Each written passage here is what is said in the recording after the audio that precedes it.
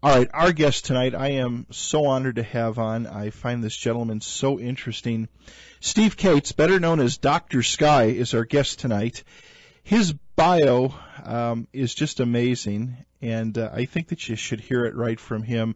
We're going to be talking about everything from astronomy to meteorology to meteor showers to aviation, and his website is just phenomenal. You can go check it out at drsky.com.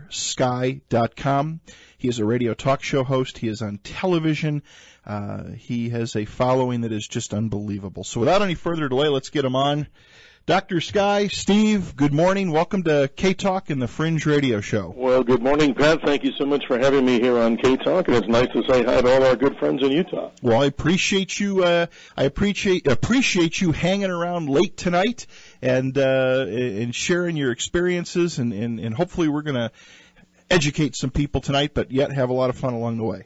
Thanks for having me again. Appreciate it. Anyway, Steve, why don't you give us a little bit of your background, how you kind of got into what you do and what Dr. Sky is all about. Well, thanks so much. It all started with my parents, just like a lot of listeners out there. We have good parents out there. They kind of steer their children towards science and technology. And I'm 58 years old, Pat, and just so proud that my mother and father, Bob and Dolores, which are thankfully so alive, they're today in their 80s. We lived back in one of the most light-polluted cities in the world, New York City. And my parents, my father, a pretty much blue-collar worker, and my mother, a housekeeper, homemaker. They just gave me this opportunity when I was a young boy to go on top of the apartment building that we lived in that very light-polluted area of New York City. And I remember way back to the month November, the year 1966, when we first got to see what we call the Leonid meteor shower. Mm-hmm. And, we didn't have a lot of money in those days. We didn't have, computers and smartphones and all those other things we have today. And even if they were around, I think my parents, they both struggled and did the best they could. But we went to the library, stayed in there a lot, looked around and read a lot of books. And, I became addicted to this stuff. And then I went on into college. Then I went on into broadcasting. And, just fortunate to describe myself as a serious journalist of the science of astronomy, space, aviation, and weather. The namesake Dr. Sky is actually a trade name. It's our corporate, it's a corporate logo. It's a corporate trademark. But Pat, really, in the simplest way, it's a pleasure and honor to be here to share these kind of experiences with people because I come up to the state of Utah quite often, and I love that area through the Wasatch Range. A little cold for a Phoenix guy, but it's just wonderful to be here to share some of these stories with your listeners. Well, without a doubt, Steve, I came across your website, and I actually had a couple listeners write in and said, you got to get them on the you got to get them on the air and spend some time with them. Your website, again, which is drsky.com, just has so many different things on it. It covers a little bit of everything. It covers a little bit of everything I am interested in. As you mentioned the Leonid's meteor shower. While I have a lot of interest in the meteor showers, I am also an amateur radio operator, and and I use we actually as ham radio operators VHF that do VHF and UHF experimentation. We use these meteor showers. We use the pings to you get the burn and you're able to do some really unique things. It's just an amazing. The communications world is just amazing. And when I started reading through all your stuff, again, let's kind of go down the list of things and talk about all these different things. But I think the biggest thing on everybody's mind that I got emailed in is, and I'm sure you know what it's going to be, what are your thoughts as an aviation enthusiast? You get into all these different things. What is your take on MH370? Well, Pat, I really want to answer that, but I want to mention our other sister website that we're so proud of. It's simply photorecon.net. And I think the listeners will be really happy to see the kind of stuff we put up there, mostly about our military. We're big supporters of our military, all the branches, all the men and women that serve our country, and especially those that gave their lives to our country. But going back to this never-ending story, this is basically my take after listening, as we all have. We're Pat, inundated in every medium, print, internet, television, of course, every day about this mysterious happenings with this aircraft. This is simply what I think had happened. I think there's something very seriously that is disturbed with the pilot of this particular aircraft. We read into the stories about him having some problems at home, And I hate to say this, but I'm going to be just as honest as I would with anybody, my show, your show. I think this was a suicide attempt by this particular pilot. We don't know why. I mean, maybe there were others on board that helped to make this happen. I don't know that. I mean, we have the mysterious reports of passports being compromised, theoretically Iranian individuals on board. Nothing against them, but if you're not the same name, if you're not Pat and I'm not Steve when we check in at the airport using somebody else's, identity and alias, that's a problem. But I think what happened in that cockpit is very sad. I think maybe the co-pilot was just totally unprepared for what happened. And since the pilot simply had access to his own flight simulator, isn't that a little odd? Yeah. I'm sure you know plenty of pilots. I mean, we sit home and, it's always cool to be able to learn how to fly and be better at the skills. But I think, honestly, if I were in the cockpit that long, I think the last thing I would probably want to do is at home was to set up, my own flight scenario. So I think simply this. There was something going on in the pilot's head, sad to say. The strange part of this is what happened to the airplane when we see, like on CNN and other networks, where they show the sharp left turn, almost like an arrowhead turn, even sharper, as it moves over. There might have been an opportunity, if people believe in the conspiracy, that maybe the real fact that there was an onboard fire. Maybe that pilot was heading for an airport, we know, in that direction. But why would someone take an aircraft like that, and then if it is alleged that it is down in the South Indian Ocean, that's a little bizarre. I mean, that looks like, in many ways, that if I were to ditch an airplane and not want to find any remnants, those seas, maybe the listeners are not familiar.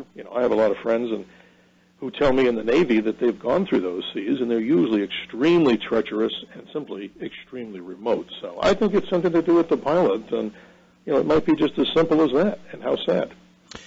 Do you think, Steve, there's any chance that that this thing is sitting on the ground somewhere intact in one piece and is maybe going to be used for some other purpose? Well, I've read that, and I've looked at it. When I go to the Drudge Report, I check that about a zillion times a day, and I've seen that theory, Pat, come up there. But no, I just don't believe that. I mean, then I would wonder, well, what did you do with the passengers on board? Did the pilot, if we go down that road of that conspiracy theory or that theoretical idea, what did the pilot intentionally do? Raise the aircraft up to a point where he knew that he would have oxygen and the co-pilot would, and let's just snuff out the passengers on the plane because there's a limited amount of oxygen, let's say, in those oxygen emergency systems.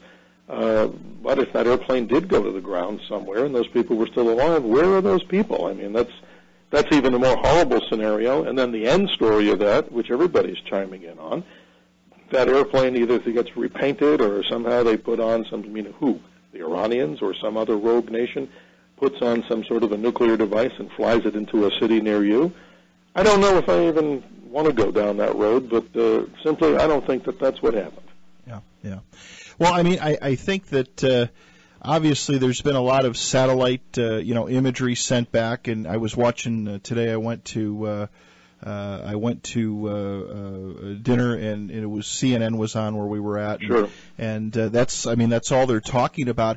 I think the sad thing at the end of the day, Steve, is that it's the 239 people on board. It's all the families, sure. The moms, the fathers, the kids, the wives. God bless those people. I mean, it could be your family members, my family members, and I just want to give people, Pat, if we have a minute, to understand a little bit of the size of one of these aircraft. Now, naturally, if people have flown on one, then they understand the immense size of a 777. But just to give the listeners an idea about the size of that aircraft, if you fly, as I do a lot of times, coming from Phoenix up to Salt Lake to the airport, we'll fly Southwest or whatever our favorite airline is. The 737 is obviously so common. But here's something about the 777 that maybe people don't recognize. The diameter of those Trent or Rolls-Royce engines that are on that particular aircraft, that's the diameter of the whole fuselage of a 737. So just imagine the sheer size of that tube, that big fuselage on a 777. It's obviously a massive aircraft, twin engine. It's had a relatively good, if not almost an impeccable, service record. I mean, the good folks at Boeing, they manufacture aircraft, as we know, and that's why they cost so much money. And you know this. Triple redundant on mostly everything. I mean, they thought of every possibility. They shake the planes.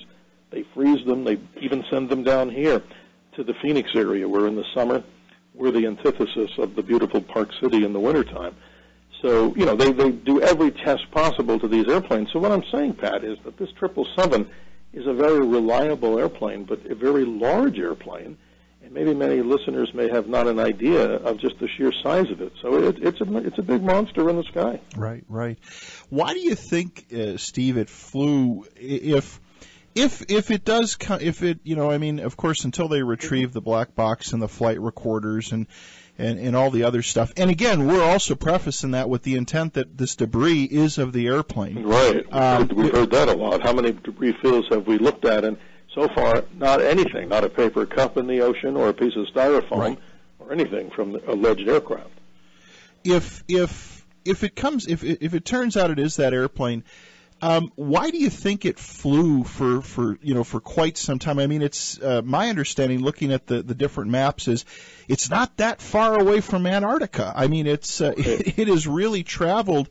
And of course, there's a lot of different theories. There's what do they call it? The fire theory, where maybe sure. that there was something happened on board and mm-hmm. the autopilot took over, and again, there is some talk about the pilots. I mean, there's just so many different theories with not mm-hmm. a lot of facts, but it is strange that it did fly for 17 or 2,200 miles. No, it is amazing, Pat. And if we take that, if I take and go away from my original theory, I mean, I'm going on the simplest of things. Right. I mean, the person who's in charge of the aircraft can do a lot of things. Am I saying that the co-pilot was complicit? I think in this case, my original theory is maybe this is something that, who knows? I mean, we don't know, but if I go on the one theory that this one pilot had suicidal thoughts or for whatever reason, now let's take this second theory. Let's say there was an onboard fire. Okay. And these fires are pretty interesting. If we go back, and they're very sad. If you go back to a Swiss Air flight that happened many, many years ago with an MD-11, kind of a modified, the last generation of the DC-10 series, this modified aircraft that they built called an MD-11. The culprit in that particular fire happened to be the entertainment system on board this airliner when they were over the area of Nova Scotia. And quickly, that just incapacitated the aircraft. So in other words, all their electrical systems were pretty much out of operation. The smoke, of course, filling the cockpit. The pilots have these masks that they can wear. So let's go on to theory two, that if we think it was a fire, why did it go so far? Maybe everybody was simply dead on the airplane, and maybe it did have a course correction that was set. And maybe the original part of what I was saying was the pilot wanted to do some kind of suicide mission. But who knows? Maybe everybody was dead on board long before the plane went down.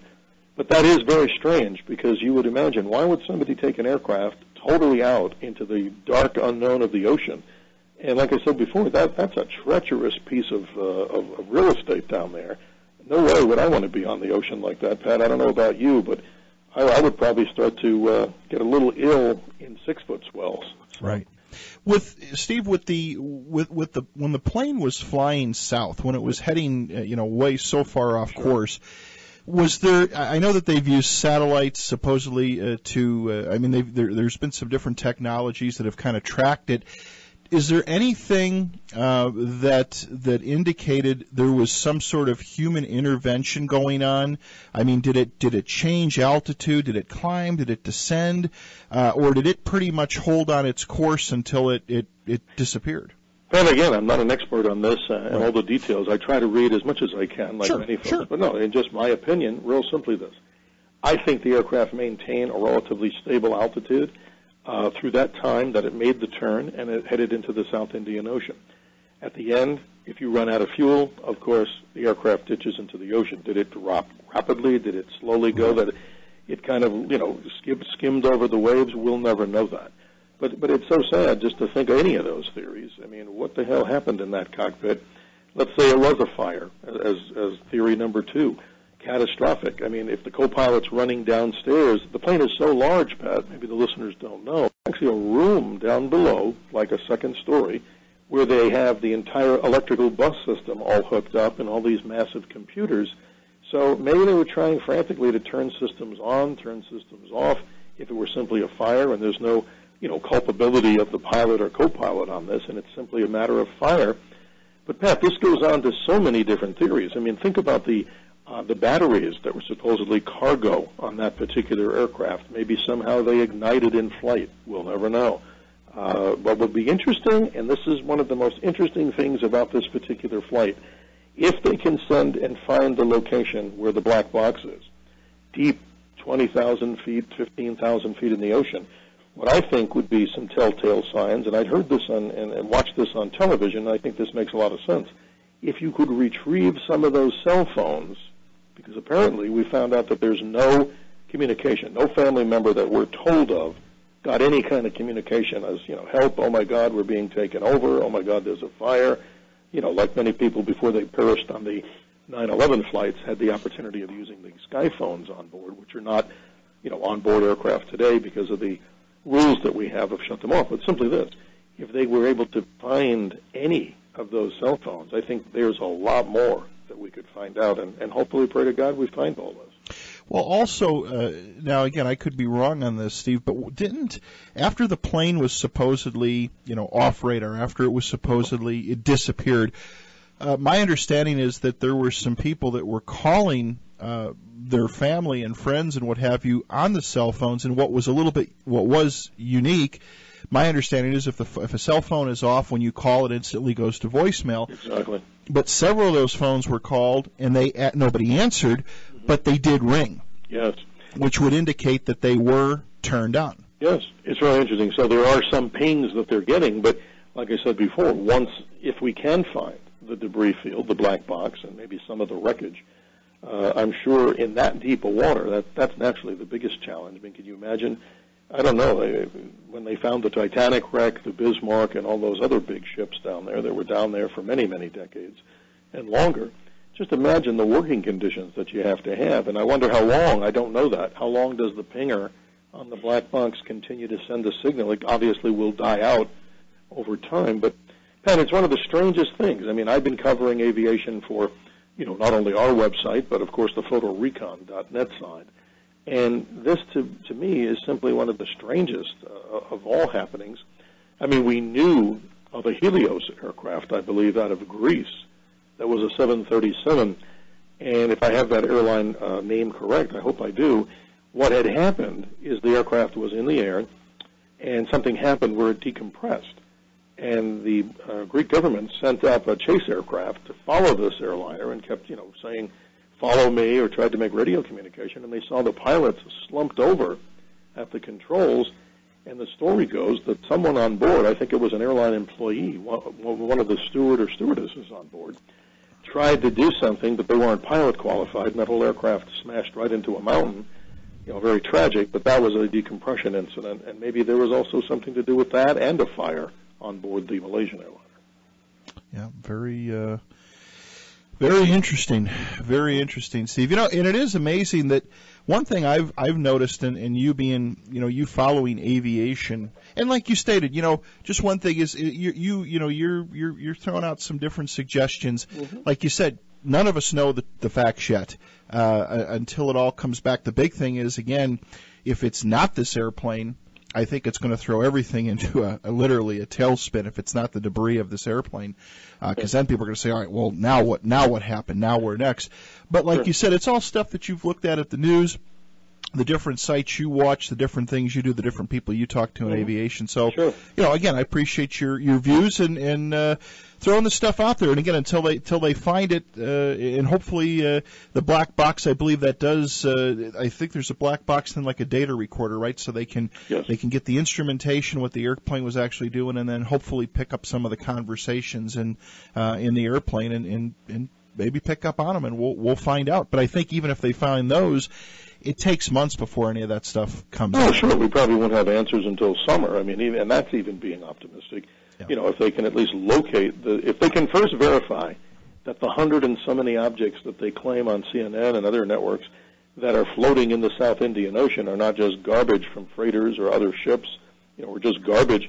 Wouldn't that be ironic? The Fukushima nuclear accident that happened a long time ago, wouldn't that be ironic if that's still some of the material from the Fukushima earthquake? Exactly. That's still floating over the ocean because we know, and I'm sure you've reported it on your show, high levels of radiation being recorded along the California coast from debris and garbage that, sailed over the largest ocean on the Earth, and that's quite amazing that it could make the trip. Yeah. I never thought about that. That's interesting that you said that, but that's true. Up in Alaska, debris is, in major amounts of debris is washing up in different coastal areas. Absolutely. So it's very, very interesting. Well, again, we'll have to keep our eyes and ears to the TV and the radio and find out, and hopefully all the conspiracy stuff won't. And, Pat, I need to remind you on your show, on the Fringe radio show, that I'm sure, in my humble opinion, that we're not being told all the stuff, of course. Right. There's so many more things that are probably known, and eventually, somehow, through leaks or through good journalistic efforts, and, we all need to know the truth, and that's why we all seek in all the shows that we do to let people know the truth. Exactly. You, while sticking along the lines of aviation, Steve, now you go to, looking through your site again, and looking at Photo Recon, you go to a lot of air shows, I see. Well, I've got to give my brother Joe the credit for this. I mean, he's the photographer. I'm just the talker. I try to tell, and I try to give the feedback on camera, and also, to do a lot of these interviews and kind of score the interviews. But I got to give a big shout out to my own brother Joe and a gentleman named Dave Budd that are very much together in this. They attend so many of these Air Force events or big air shows, and just to mention, maybe some of your listeners have actually had the opportunity to see some of these wonderful air shows. I find no finer location, and here I am doing a commercial plug for a great place, and why not? The Hill Air Force Base Museum, right there. Right. North of Salt Lake. I mean, how many people have been to those beautiful air shows? But they cover a lot of this. And there's many reasons, not only because of the uniqueness of the aircraft in the photography world, and I can't claim to be a photographer. I always screw that up kind of, Pat. I'd rather stick to doing the shows like we do. That's usually the best thing for me. But no, these people are award-winning photographers, and if people go to photorecon.net, you're going to learn so much about the world of aviation. But air shows are big. Red Flag, in case people are not familiar with what that is, the Air Force puts on these war games, and my brother's pretty much there. It's like his second home where Dave lives, up at Nellis Air Force Base in Las Vegas. I mean, that's an exciting thing to see. I've seen some of it. I haven't been totally to a Red Flag, and sometimes we or they get to go up in some of these aircraft, like the KC-135R tankers. They're not going to let you into the B-52s, or obviously you couldn't fly in the F-22 since it's a single-seat aircraft. But it's a lot of fun, and a lot of people have a lot of interest in aviation. That's one of the things we cover at Dr. Sky. Very interesting. Now, do you with air shows, the sad thing here, Steve, is due to the economy and the budgets and stuff, Hill Air Force Base last year, they have had just some incredible air shows, but it was canceled last year. Are you seeing that as kind of a trend now? I think wasn't it the Blue Angels had a lot of their funding pulled? Oh, they sure did. I mean, sequestration is the word, and sequestration, hurt so much of the air show circuit because I gather, higher up in the food chain than we are, the decision is made that we can cut down on flying these aircraft. It's not necessary. Let's put our money into the war effort and pay those, individuals in the military, which kind of makes some sense. Sad to report it. But I want to let you know this. To answer your question, the other radio shows that I do, I'm a big constitutional guy. And we want to talk about that, too. Oh, yeah. I do another show called The Call to Rights down here on a big station here, just like your station. And the reason I'm mentioning that is we're over there just two weeks ago. Luke Air Force Base haven't had one in a couple of years. Lightning in the Desert. The first of the F-35As finally arrived at Luke. That'll be the base, the major training base for them. But we did our radio show live there, Pat, and, just to answer your question, they're coming back, and I just hope that we can sustain this. I mean, to see a child look in awe at this amazing technology, to see older veterans standing there with tears in their eyes as they salute when you see this most amazing and emotional flyby of a P-38 Lightning built by the Lockheed Corporation, and then you see Lockheed Martin's latest F-35A flying side by side. To me, that gets me really to pay attention. Well, it does, and again, our veterans are veteran aviators. I mean, it is sad. They're all coming to an age now where they're not able to fly the airplanes. They're able to they're able to at least give talks. And Sure. even at Hill Air Force Base, I've had the opportunity to go there once just for a little bit. I want to spend more time up there. Mm-hmm. A lot of the veterans, a lot of the old pilots still hang out there on the weekends and are more than happy to talk with people. You're so right. And I think and I say this so many times, Steve, the kids of today, and I'm not putting them down, but it's a problem. They go to school, they get home, they jump on the internet, it's Facebook, it's Twitter, it's Sure. Candyland, and all these different games. And they're locked in the bedrooms. It's like, get out, get the kids outside, get them breathing some fresh air, and take them to these museums. And they're virtually in every big city. Well, Pat, again, a plug for Hill Air Force Base and the museum there. I mean, it's a beautiful place. I stumbled on that by accident one time when I would stay up in that in the cities north of Salt Lake up there in Layton, Utah, as you folks know very well. And I was driving one day, and all of a sudden I say, wow, look at this. I mean, there's airplanes. Oh, it's just absolutely gorgeous. But here, going to your point of the veterans, they have so many docents, as they call them, volunteers that are just people that are just amazing. So, folks, if you see those museums or you go in there and you see those docents, I do it, and I'm sure everybody who's within the sound of our voice, say thank you for your service, because these are people, they're a wealth, Pat, of information about this particular time in history. It's just a beautiful place. And that museum they have inside, not only the walking outside of the static displays, but it's just a beautiful place. And I'd love to come up to Utah. I don't know what's about the mountains behind it, but you're lucky. I mean, you were describing before when I was listening to you come on the air that rather cold this morning and chilly, but there's a big pack of snow along the Wasatch, I guess. Oh yeah. The mountains are. Matter of fact, they got snow again last night and this morning. We're still way behind on our snowpack and our water levels, but beautiful looking. Yeah, absolutely. When I'm a Chicago native. I moved out here 20-some years ago. It's hard to believe. Seems like yesterday. But when I get up and go to work in the morning and head east and look at those mountains, it's breathtaking. Absolutely beautiful. Yeah, it is. And again, for people that here in Salt Lake City especially, get up to Hill. It's not much to get in the door. It's a couple of bucks. Mm-hmm. Matter of fact, I think if you don't even want to spend the money to go in, there's a ton of static displays out front, and I know that they took a bunch of them out and they're bringing more in.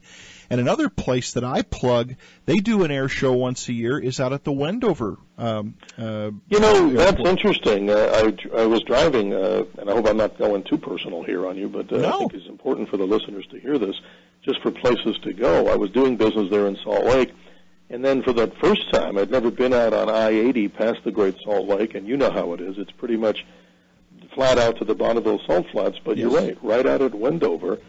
So much aviation history is out in that particular area. As I was heading, of all places, Pat, to the Reno Air Races at that time, so that was awesome. Well, it is in the Wendover base. What I like about that is that airfield kind of went dormant for years, and now they've got some funding. And you can take that. Listeners can, if you go out there, you do a self-guided tour. They're restoring all the hangars. The Enola Gay was there for a while, and the bomb loading pits are all over the place. You can actually get in your car, drive around. You can get out. You can't go in a lot of the buildings, but you can look in them. And boy, if you want to take yourself back to right before Hiroshima. There it is. I mean, it was kind of there's not a lot of, there's more and more details coming out, but there's so much history at Wendover, when the bomb was being built, before we dropped the atomic bomb. I mean, they were using Wendover, the airport there. You're so right, Pat. Right, for practice runs. And they do have an air show out there every year. It's not a lot of money. It's not huge. It's very small, but the Confederate Air Force brings a couple planes in, and it's a nice event. Well, Pat, one more story that I'd like to share with your listeners is my connection to the Enola Gay, kind of by chance. Back in the, I think it was late 2009. I was at one of the Nellis Air Force Base shows, and I was told there's going to be a man here who was on the Enola Gay. And I had one time had a book signed that was U.S. atomic weapons here in Scottsdale by some of the folks that were involved, Colonel Tibbetts and the actual pilots and people like that. But since then, I think a lot of them have passed on. But I was told that a gentleman named Morris Jepson, people can look at it on the internet, Morris Jepson, would be there, and he was the armorer of that first atomic bomb, of course, dropped by the Enola Gay. This particular bomb is amazing. I mean, obviously we're talking about something that's great destructive power, but this particular object, I believe, somewhere around 1,800 kilotons. When I got to meet Mr. Jepson, I mean, it was so amazing. And I said to him, would you be happy to do an interview? And he said, well, sure, we'd be happy to talk about it. Very humble guy. But here's what he did, Pat. He was responsible for flying from Tinian Island when, and this is interesting history, and I'm not 100% fluent on this, and help me out if you know this story better. But apparently the nuclear core for this particular bomb was put on the USS Indianapolis. Right. And it sailed out of the area of San Francisco Bay and made it in record speed over to Tinian because they had the orders to say, look, let's get this thing going. Only after what? One time at the Trinity site in New Mexico where they tested the above ground. I mean, there's a lot of confidence and a lot of betters to make sure that that thing works. So they get there, they offload this cargo, and then Morris Jepson tells me the whole story of how they packed it. They had to make sure that the core was there and everything. His job, and this is the most amazing person I've pretty much ever met in the aviation world, his job was to fly there and arm the bomb. Now, I said to him, arm it? What's the procedural manual for that? And he said, well, we had to kind of make it up as we went along because this is like the second time in history that it happened. Can you imagine that, Pat? Being hours away from the target site in Hiroshima, and your job was to pack the initial charge, and I don't want to go too deep into nuclear physics here, but this bomb, of course, that they packed with cordite, like the stuff in old, cartridges when you shoot rifles. It was a powder like explosive powder. So you had to get that cordite packed in there so that when you fired the first gun, as they called it, that cordite made the first explosion. But I said to him, well, that's not so hard a thing to do. And he said, oh, no, that was the easy part. He said, we just didn't know if we hit it too hard, if it wouldn't detonate in the air. So this is amazing. So over the course of history, I became very close to him. And through friends of ours that manufacture these different models, like you see presentation models, they're beautiful things made out of wood, and they usually make them in the Philippines. We designed, in honor of Morris Jepson, a scale atomic bomb, this little boy bomb, and we actually had a little brass plate there with his name on it. And not to sound like just being a bunch of capitalists here, we did this with a few other very famous people, but people literally, for the respect of history, I just thought it was an honor to have met the man and to have followed a tribute to him. And he explained this in the simplest way to me, when many young folks today might jump all over the table and say, oh, you guys just killed a lot of people. Right. Well, he explained it to me. He said, Steve, if you really looked in history, and he wasn't defensive, Pat, and I know you know the story, and maybe some of the young listeners maybe do not, but if President Truman didn't order that, what would have happened? America would have sent and probably lost millions of American, soldiers, right, if we would then have to invade Japan, because obviously the Japanese, like anybody, I mean, if foreigners invaded America, I think we would stand up, but literally it had to save lives. And I know that sounds crazy, doesn't it, when you kill so many in demonstrating this new technology, but overall what? It saved lives. But it was an honor to meet this man. He's since passed away, and I had some interviews with him that are actually up on that Dr. Sky site. If people navigate to a little thing called Teen Talk Network, you'll see the link on the side. If you scroll down through there, you'll see all these different interviews, and I just feel so honored to have listened to the stories, because that's what it's about, Pat. It's about living history. It is. Letting us know the stories that literally, just like the airplane, God bless the souls that probably perished in the ocean. If we don't take and listen to the stories of these great Americans, they're what? They're gone to the winds of time and the sands of time. Exactly. I'm going to give you my little Nagasaki story, and just if you want to hear it, kind of interesting. Absolutely. I grew up in Chicago, and we grew up on the South Side. I'm a South Sider, and my family, my mom is Old World Italian, and we used to go to a dentist when I was a young kid, guy by the name of E.J. Olivi. Emo was his name. And he was he was a little older guy, and you know, dentistry has come a long way, Steve. Back then, I mean, when you went to the dentist, 40, 50 years ago, it hurt. I mean, it was a terrifying experience. I can almost remember some of those early days, right? I'm old enough to remember. Exactly. Well, when I was there, waiting when I was a young kid, I was probably about 11 years old, 12 years old. I was waiting for Dr. O'Leary, waiting in his office on a Friday for him to come in.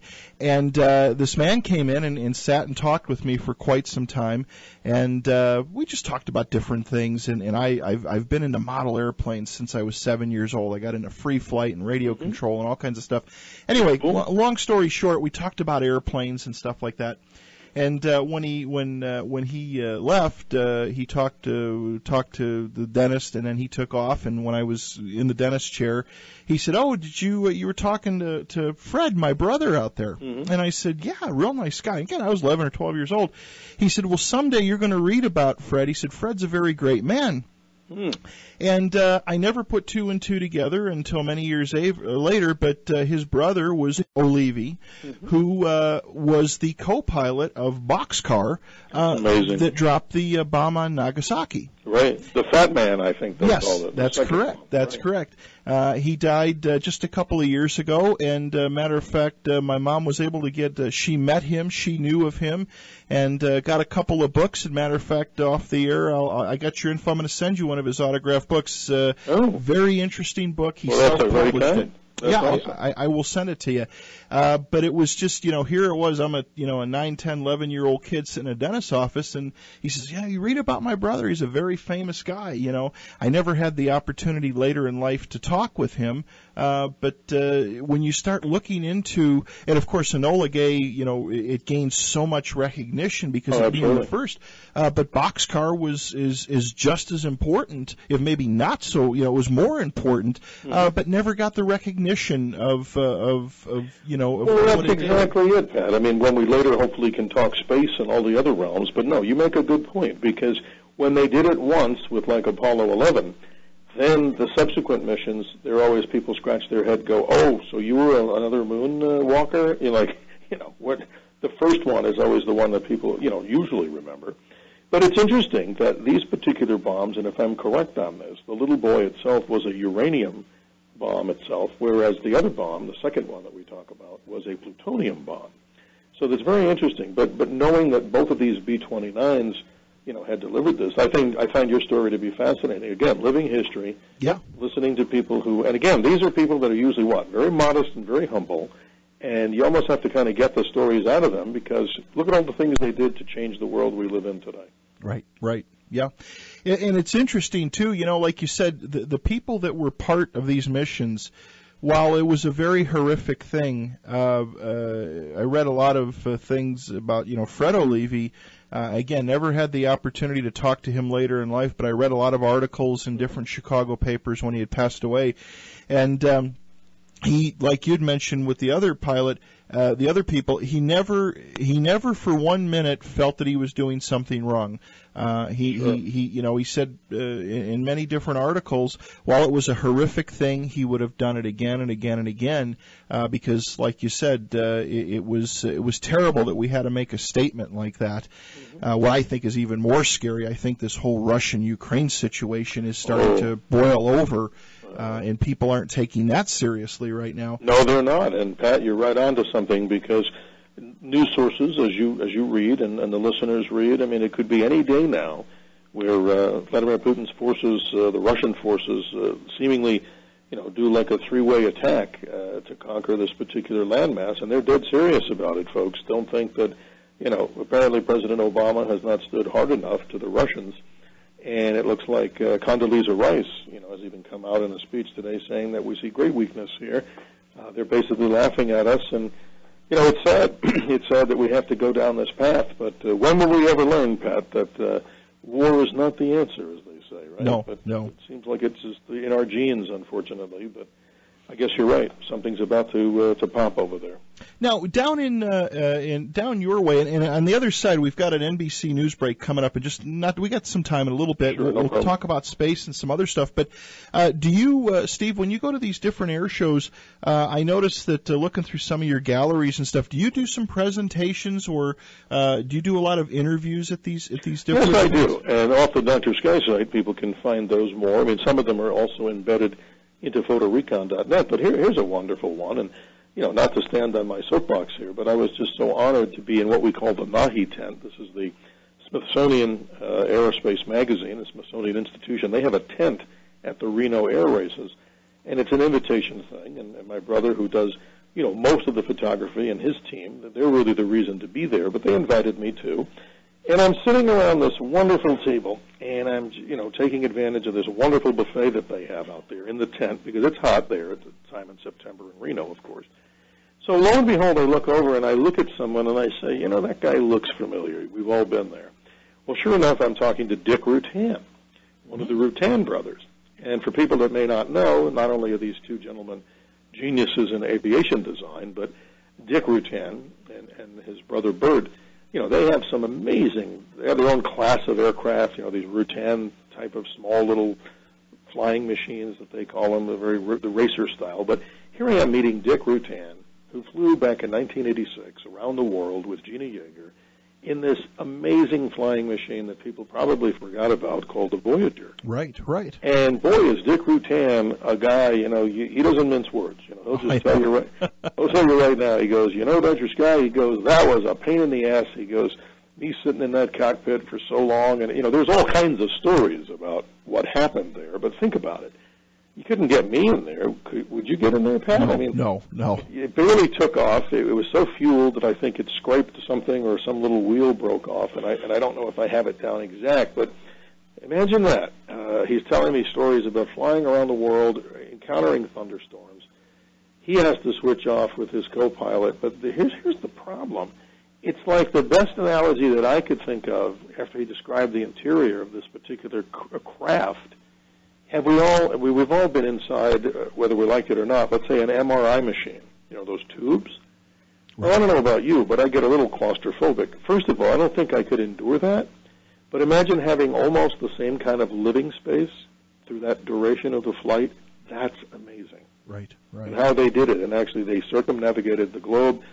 Then, a long time ago, I had the honor of meeting a gentleman named Steve Fawcett, who also set world records with a jet-powered version of something like a Voyager. But guess what? Maybe many people don't know. I don't think his body has ever been found. He was involved in some kind of a crash. No, they actually did, Steve. They did find him? Yeah, he was flying he went to I believe it was a lodge, and he was flying a Citabria. Okay. No, they did find him. They found parts. They positively identified some backbone parts because the plane crashed on the side of the mountain, and it had been up there. And there's actually photos of it, and the only thing that's left of the airplane is a little bit of covering in part of the engine core. It was horrific. Well, how sad. Here's a man that you're standing there shaking his hand, and some other people that we had the opportunity of really meeting, and I find fascinating. Over the years, not just there, Colonel Joe Kittinger, who recently has his record broken of the highest jump from space. Back when Joe did this, I believe back in 1960, in August, he jumped over Holloman Air Force Base and went up to somewhere, I believe, about almost 120 or maybe more feet. And this was, of course, now overtaken by Felix with the Red Bull team. This jump that we saw about a year or two ago, Colonel Kittinger actually helped to be the advisor on this particular team and counted Felix down as he stood out there, and everybody's seen the video. Right. Where he stands there on the edge and says, here we go, and wow, from that altitude, both of these men survived. So you never know who you're going to run into, an occasional moonwalker, occasional astronauts. And one of the things I regret, I missed a couple of the Reno air races like a lot of people, and I was told that in that particular Nahi tent at one time, here's this man who's an aviation aerospace professor just sitting there quietly by himself, just enjoying this wonderful food in the company of others. And it's none other, Pat, than Neil Armstrong. Wow. Imagine that. Wow. You know, I never had the pleasure of talking to him, and I always find it very sad because I was there on air, like many of us listening on a Saturday, August 25th of 2012, and we turned on the television monitors in the radio studio, and lo and behold, we're watching MSNBC or CNN, and I'm watching the little thing on there, you know, like the letters coming across the screen, and it said, here we go, and this is so crazy. It's like first man on the moon, Neil Young, dies. I mean, have we forgotten these people so soon? Yeah. Isn't that crazy? Yeah, it is. It is. I've actually tried to get Buzz Aldrin on the show. Sure. When he was doing his tour, and at least I was able to hook up with his publicist and help her a little bit. But Sure. these guys, as you know, they're just they're being pulled every which direction, and but they are. It is amazing. It's totally amazing. And I would like to talk on the other side. We're going to talk about space Sure. and some other things on your site. Predominantly of Edgar Mitchell on there. Oh, yes, a great man and someone that is very accessible. If you haven't had him yet, Pat, I guarantee you, he would be a man that most definitely would love to talk with you and your listeners. Not only a great astronaut, but a man who thinks outside the box, as we all know. And, of course, we'd like to talk about that and get some of your thoughts, of course, with the whole disclosure project. And, you know, when we talk about the sky and stuff like that, obviously we're going to talk about some of those unknown things. Sure, we've got some great astronomy things to pass on to your listeners. And, you know, I'm enjoying the time with you, Pat, and I think it's great to be here on the Fringe radio show here on your station, K-Talk, KTKK. Well, I appreciate it. And let's talk a little bit about astronomy. We've got a little bit of time before we're going to take a break. Obviously, you have a lot of stuff on your site in relation to astronomy, and a lot of great information. Obviously, that's kind of what got you into this whole thing. Yes, and of all the realms that Dr. Sky as a business and as a broadcaster is covering, astronomy, space, aviation, and weather, this one, Pat, is so close to my heart. It's the one that got me started in this, and to anyone out there, you know, who's a beginner at this, you know, this is what we do. We're not here to talk, and we could.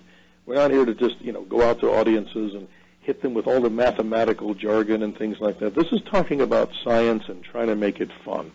And you've heard the term edutainer.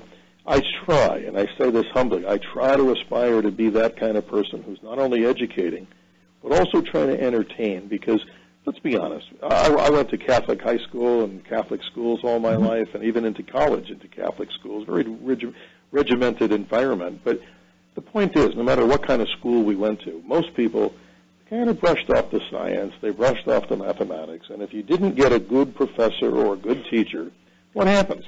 You want to run like hell from any of those subjects. Right. So what we're trying to do, and we've been told, and I say we, meaning the group that we have here for Dr. Sky as a company, every time we go out into the public to do programs, it makes me so happy to hear young and older people come up, a handshake, a smile, a hug, and say, hey, you know, that was fun.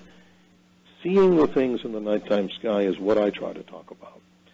The factual stuff, the details, everybody can Google anything, and you can read the details. But let's take an evening, spend the time under the sky, and this is the message that I'm trying to impart to your listeners, and I don't really think I have to remind them, since they're listening to shows like this that talk about out-of-the-box experiences or out-of-the-box topics.